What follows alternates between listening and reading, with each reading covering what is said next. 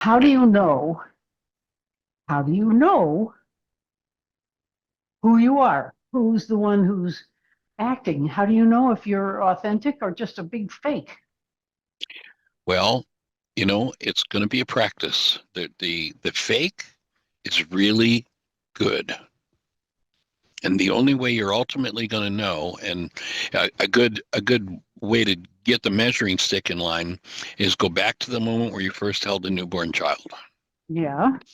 Fully tap into the energy of the presence of that newborn. Mm-hmm. Every time that you're authentic, that's the energy that's going to be present. Every Oh, time that's it's inauthentic, will see. that energy is not going to seem to be available.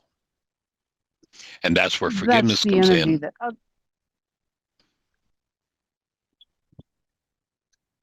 Go ahead.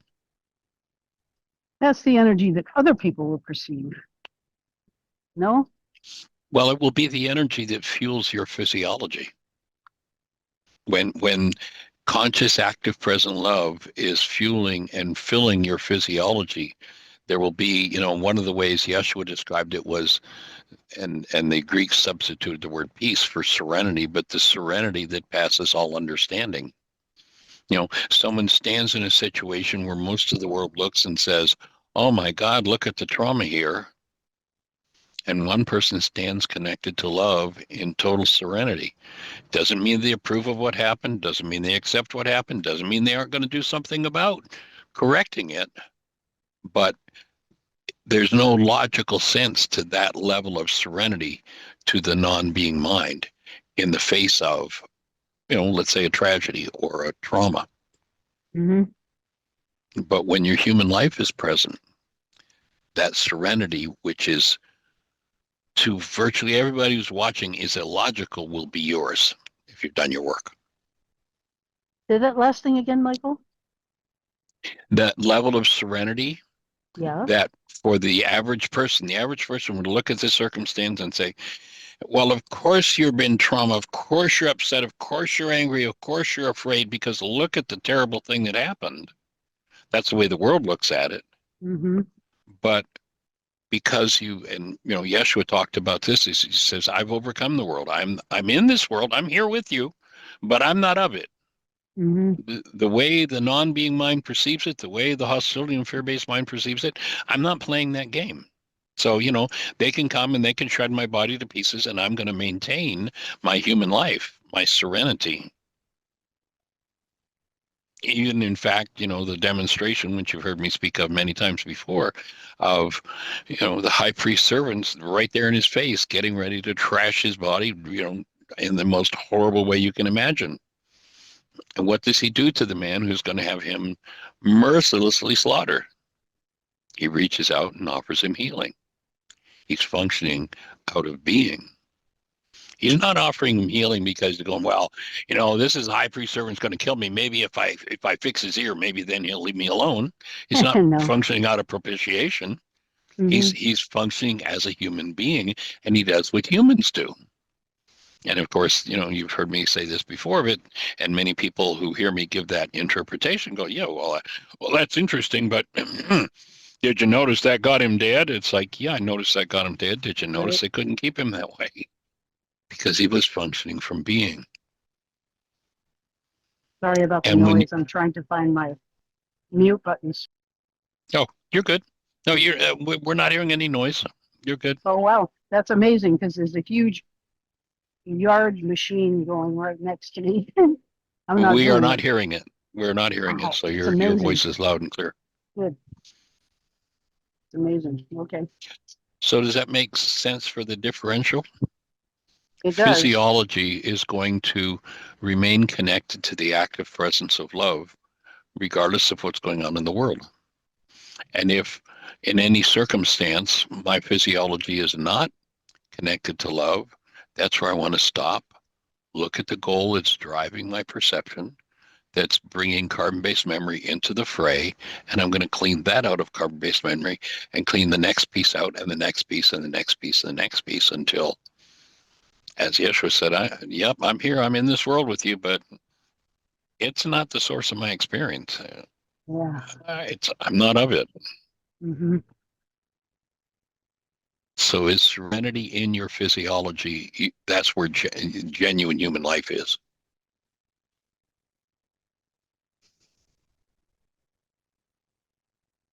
And I'll also, and I'll just say from my own experience, I don't think that that's an absolute, you're in one or the other. I think it's Hmm. a gradual constitutional development that happens as you do your work. I'm glad you said that. So Yeah. it's not I'm there or I'm not there. As I clean out that stuff that resonates or sources from trauma, from generational patterns, there'll be less and less of disturbance and upset. It doesn't mean it's 100% gone, but I can look at it and go, yeah, boy, I remember when I would have really been upset about this. And yeah, I got some upset. I'm going to do a worksheet on it, but it's not the big deal it would have been 5 years ago. I see. And that's, to me, that's an indicator Good. of a measurement of the progress that you've made. Does that fit? Make sense? That helps. Yep. I'm Cool. thinking our circumstances in the world are pressing us to do our work and get into that space because we are being challenged to be not in that space an awful lot these days. Yes. Yeah, especially what's going on in the culture today. Hmm. So, which, I mean, if you think about personas and you think about the personas that we take on when a situation is somewhat like what's going on today, do you have to be the rescuer? Yeah. Now, that doesn't mean you don't come to the aid of someone who needs to be rescued, but am I functioning from being? Mm. Am I functioning from the the persona that says I have to be the rescuer? And that doesn't mean my behavior changes. I can still rush in and do what I can do to assist and support, but I'm also going to read it as a signal. Oh, my rescuer's active here. The persona that I took on as a kid to deal with the pressures of the family system and such. So I'm going to do some work on that, and I can still step forward and offer the support and assistance that would look exactly the same as the rescuer would do. But Yeah. is it delivering into my physiology and into the world the active presence of love? Can I just add one thing? Please. Susan, you just outlined that we're challenged by the world right now. And I Hmm. guess from an energetic perspective, it's actually a beautiful opportunity. So we get to take these moments as opportunities to clean our own mind. Oh, that's definitely true. And you're Okay. way ahead of me, Susan.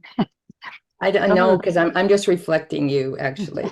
But so when we know that in every moment, I've really been sitting with that, and the. every moment that I see a distorted experience in my reality, I just say, "Oh, interesting. Here you are again, carbon-based memory."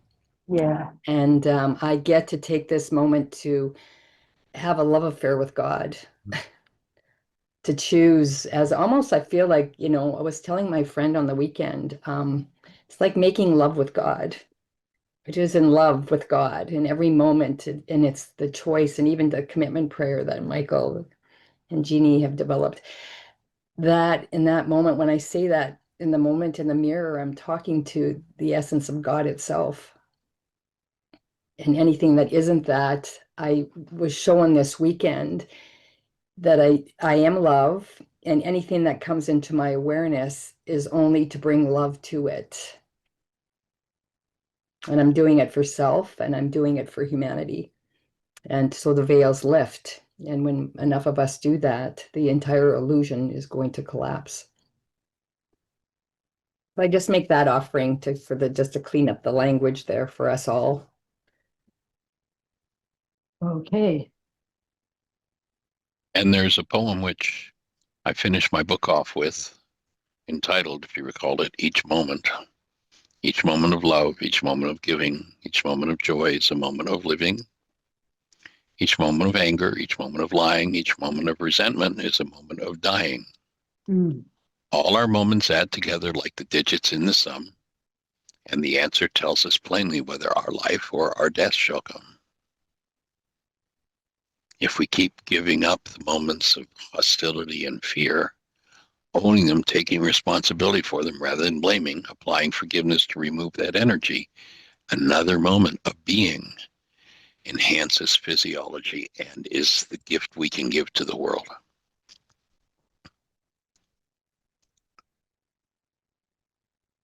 That was well timed, Michael. Cool. It's almost the end of the show. And if you recognize, there's another interesting line in the scriptures that says, shall there be evil in the city, country, and the Lord has not done it? There's only one actor in the world. Yeah. The truth is, you and I don't know how to do a darn thing. I don't even know how to raise my arm. If somebody said, my life depends on, I have to explain how to raise my arm, I couldn't do it.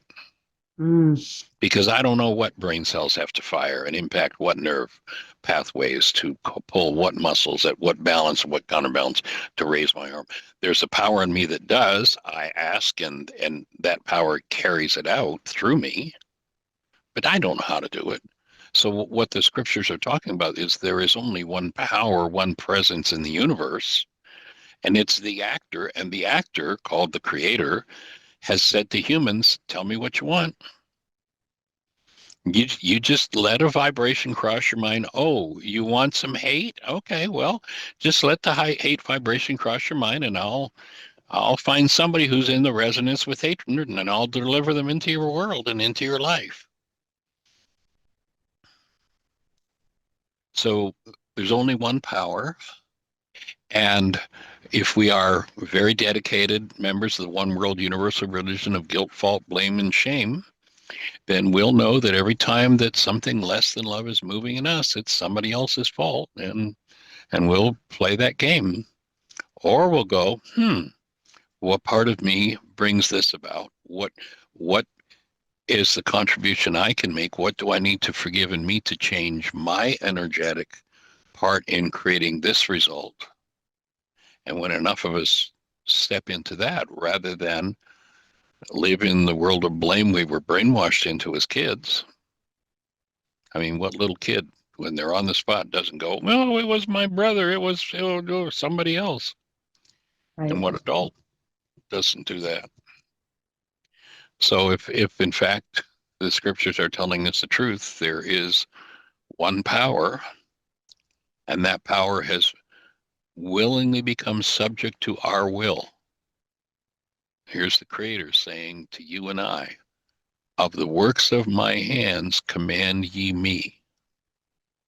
That's what God's saying to us. And if it's being delivered into our world, then there's a part of us that's participated in it. Mm-hmm. So what's our contribution? How are we going to handle it?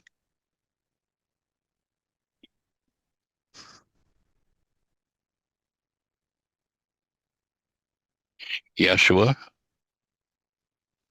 went through the experience with a high priest servant,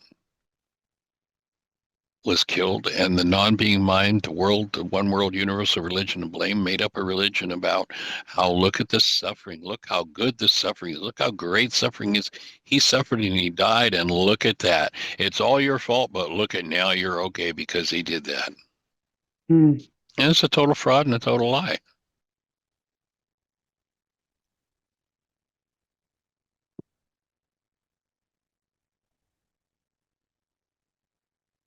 Man came and said, here's how it works. It's the Father's good pleasure to bring you whatever you choose. So individually and collectively, let's choose differently. And when the presence of active love flows through enough of us, that's when the generational insanity will be totally dissolved and the game will shift around. Now, that doesn't mean that you don't hold the criminal accountable for their crimes. However, holding the criminal accountable for their crimes means you put them in a space where they're responsible and you bring them to active present love rather than let's put them in a penal colony and make sure they suffer. So the slightest bit of vengeance is just another thing, that's another persona. Oh, I am the avenger. I am going to be your vengeance. Yeah. Well, that's another one of those shiny silver discs that needs to be forgiven. So joining you in that and being the presence of active love.